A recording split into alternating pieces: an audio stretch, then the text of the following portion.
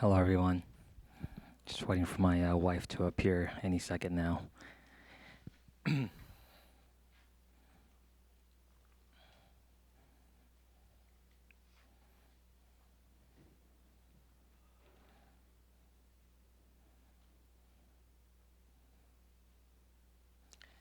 Okay, my name is Jonathan Choi. It's my family. For all those who want to know who's getting baptized today, is my wife, my sister-in-law, my mother-in-law is here today. Our son Josiah. We're so happy to be here. So when we first found out we're going to become parents, we were very happy. The moment we saw like this tiny dot on the imaging machine, we were just blown away with emotions, and it was indeed one of the greatest moments of our lives. Then a few weeks later, we went for a follow-up, and then we were hit with some devastating news. The OBGYN had told us that the embryo's heart was below average, and for us not to get too excited. So we knew what that meant, and we were getting ready for the worst. Obviously, the news rocked us, and we spent nights weeping in prayer, asking for God's favor upon this child. And even though I never met this child, and this embryo was no bigger than a poppy seed, I loved it and want nothing else but for this child to truly know how wonderful our God is. I really wanted to teach this child the gospel story. So during those weeks, we dedicated this child to God, and we resolved that whatever would happen, whether he gets to be born or not, that we would worship him no matter what. And just like how Hannah did in the Bible with her child Samuel. And God, spoiler alert, in his immeasurable grace, strengthened the embryo's heart, and we were back on track for a healthy delivery.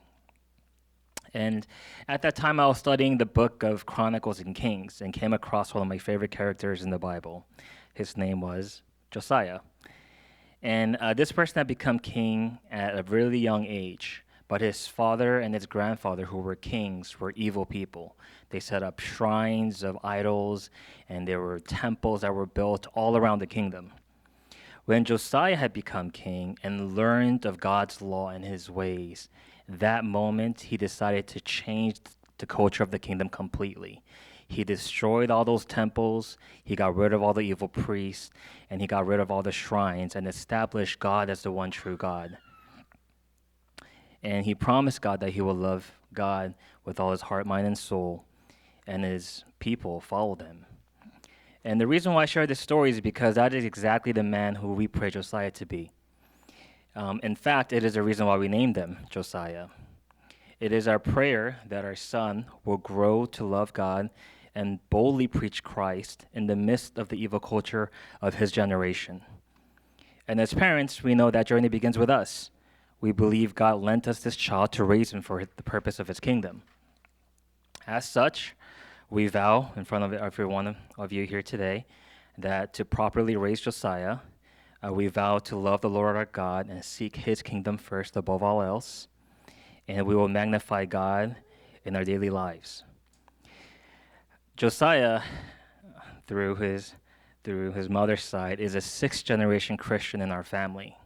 So for 5 generations, approximately 150 years, our family has preached the gospel and kept our faith in God through wars and shifting culture.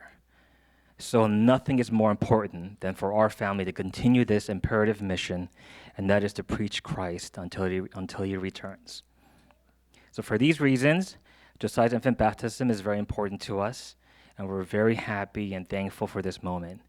We praise and thank God first and foremost for this opportunity, and we want to thank the pastors, the leaders, and all of you who are going to help us in committing to help raise Josiah to be a man of God. Thank you.